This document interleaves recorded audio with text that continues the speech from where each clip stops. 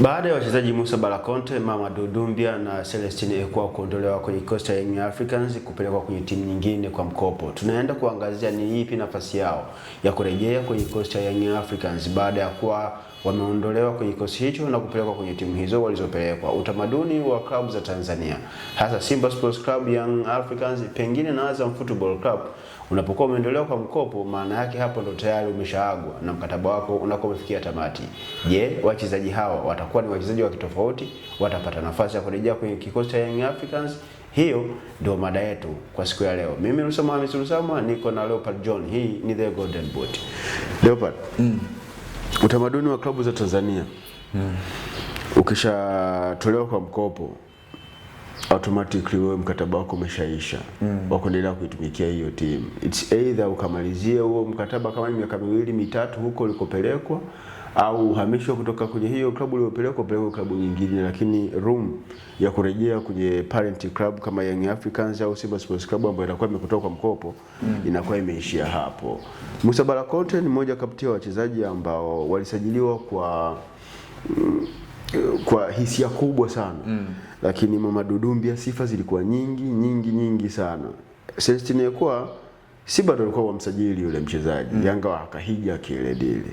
Lakini hawa wachezaji wote watatu hawajafanikiwa kuwa miongoni mwa wachezaji ambao wanaweza kuleta ile positive impact kwenye kikosi cha Young Africans. Wameondolewa kwa mkopo. Ni kitu gani wanaweza kukifanya huko waliko then wapate nafasi ya kurejea Young Africans? Lakini mchezaji kama Musa Balakonte ameenda kwenye klabu kubwa sana ukilinganisha na Young Africans. Shida iko wapi kwanza kwenye klabu za Tanzania kuwatoa wachezaji kwa mkopo na kutokuwapa tena nafasi ya kurejea kwenye kikosi? Of course kwenye timu kubwa always ambacho kina mata zaidi ni performance ya mchezaji. Kwa maana wanachohitaji zaidi ni current performance ya mchezaji na sio CV yake ama ile profile ya mchezaji moja kwa moja. Unaweza ukatoka huko ulipotoka na profile kubwa and then ukafika kwenye hizi timu kubwa za Kariakoo ukastruggle na baadaye kuonekana wewe hauna kitu kwa maana haujachangia anything kwenye klabu yao. So hivi vilabu viwili vimekuwa vinaangalia zaidi impact ambayo ni moja kwa moja kwenye timu zao. So ukiangalia Mohamed Doumbia, Musa Balakonte pamoja na Celestine Ekwa, of course walikuwa wanaingia kwenye first 11 wanatoka, lakini bado walikuwa hawana positive impact kwenye kikosi. Unaangalia Young Africans mpaka hivi sasa tangia msimu umeanza takriban walimu wawili wamepita kwenye timu hiyo, kwa maana Romain Folz ambaye alianza na Young Africans kwenye huu msimu, baadaye amekuja mwalimu Pedro Goncalves ambaye ameendeleza. Ukiangalia hao players wote watatu, ukimtoa Celestine Ekwa akabakia wawili, ndio ambao walikuwa hapo kwenye mifumo ya mwalimu. Celestine Ekwa yeye kidogo kuna baadhi ya big match ambao mwalimu alikuwa anamtumia kana kwamba alikuwa ana fit kwa kiasi kwenye mfumo wake kabla ya ujio ya watu kama vile kina Alan Okello pamoja na kina Depu kwenye coast ya Young Africans. Lakini overall unakuja kuangalia Celestine Ekwa alikuwa ni miongoni mwa wachezaji ambao walikuwa wanaingia kwenye games ama kwenye plans za mwalimu wa Young Africans kwa maana Pedro Goncalves. Just imagine katika mchezo wa Young Africans dhidi ya JS Kabylie, Young Africans akiwa ugenini, Celestine Ekwa alikuwa ni miongoni mwa first 11 ambayo ilicheza katika ule mchezo. Sasa hata katika mechi dhidi ya AS FAR, Young Africans walikuwa nyumbani, Celestine Ekwa alikuwa ni sehemu ya kikosi ambacho kilianza. So unaangalia kwenye big match kama hizo mwalimu alikuwa anamtumia Celestine Ekwa. So ni wazi kuna kitu ambacho alikuwa anamuofa kwenye timu yake, licha ya kwamba watu walikuwa wanajudge performance yake kwa maana alikuwa ana end product nzuri. Lakini by the way mwalimu ambaye yeye anakaa muda naye mwingi katika uwanja wa mazoezi, kuna kitu ambacho alikuwa anakiona cha ziada kwa upande wake, kwa hiyo alikuwa ana contribute kitu.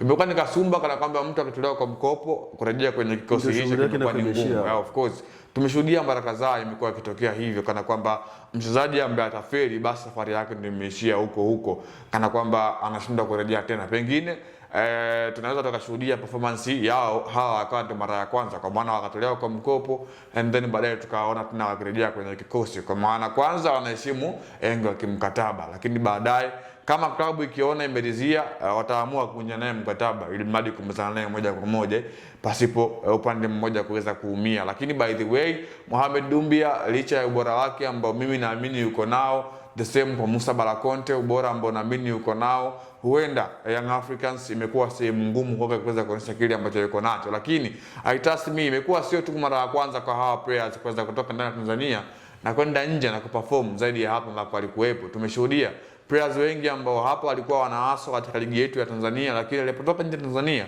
walikuwa wanafanya kitu kizuri. Musa Bala Conte ni miongoni mwa wachezaji ambao walikuwa wanatakiwa na mwalimu Fadlu Magna Davis akiwa na Simba Sports Club. Unaangalia bado ile nia ya Fadlu alikuwa ameionyesha mpaka alivyokuwa na Young Africans, ndio maana unaona mpaka hii leo anahusishwa kwenda na Raja Casablanca ya huko nchini Morocco ambapo FAR Rabat Raja Casablanca ndio timu ambayo imekuwa inamhitaji chini ya mwalimu Fadlu Davis. Kwa hiyo unaona kuna kitu cha ziada ambacho Musa Bala Conte walimu kama Fadlu Davis ameweza kumuona nacho. Kwa hiyo pengine tunaweza tukamshuhudia Musa Bala Conte mwingine tofauti na huyo ambaye tumemshuhudia akiwa na Young Africans, lakini overall performance ndio imekuwa inamata hasa katika hizi big team za Tanzania mara kwa mara.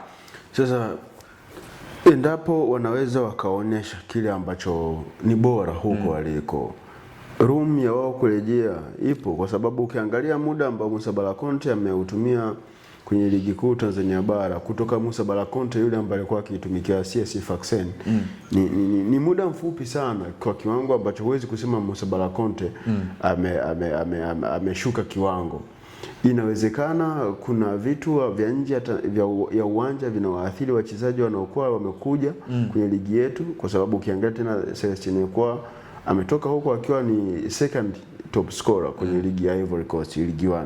Lakini ukimwangalia Mamadou Doumbia, the way ambavyo watu walikuwa wakimzungumza na ametokea Europe bila shaka, kuna uwezekano mkubwa kuna vitu vinavyopelekea wachezaji wana underperform na huko aliko anaweza kaenda kufanya vizuri.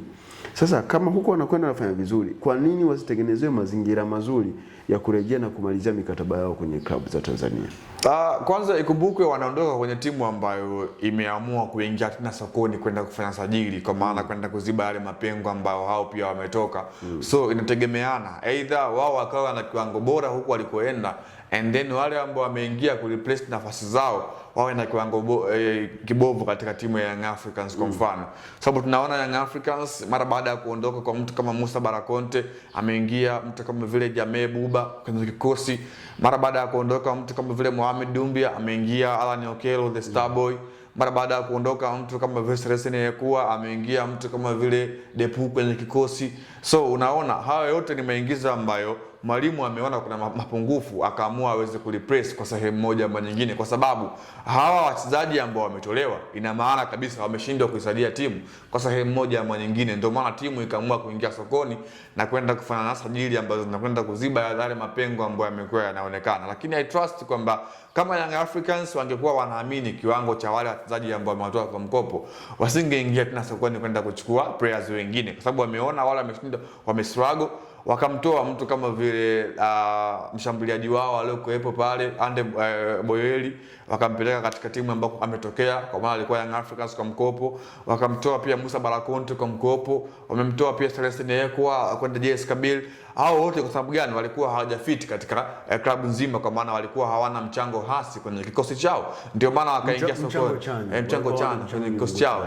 Ndio maana wakaingia sokoni kwenda kuchukua players ambao wanaona wanaweza wakafiti katika mifumo ya mwalimu. Na asilimia kubwa sajili ambazo zimefanyika katika dirisha dogo ilikuwa ni ambayo mwalimu amehusika kwa 100%. So mwalimu kuna kitu ambacho alikiona akaamua kushirikisha katika uongozi, na baadaye uongozi umeweza kumsaidia kwa sehemu moja ama nyingine. Kwa hiyo inaweza kuwa ngumu kwa wale ambao wametolewa kwa mkopo kuja kurejea kwenye kikosi, kwa maana kuna watu wamekwisha ku replace nafasi zao ndani ya Young Africans.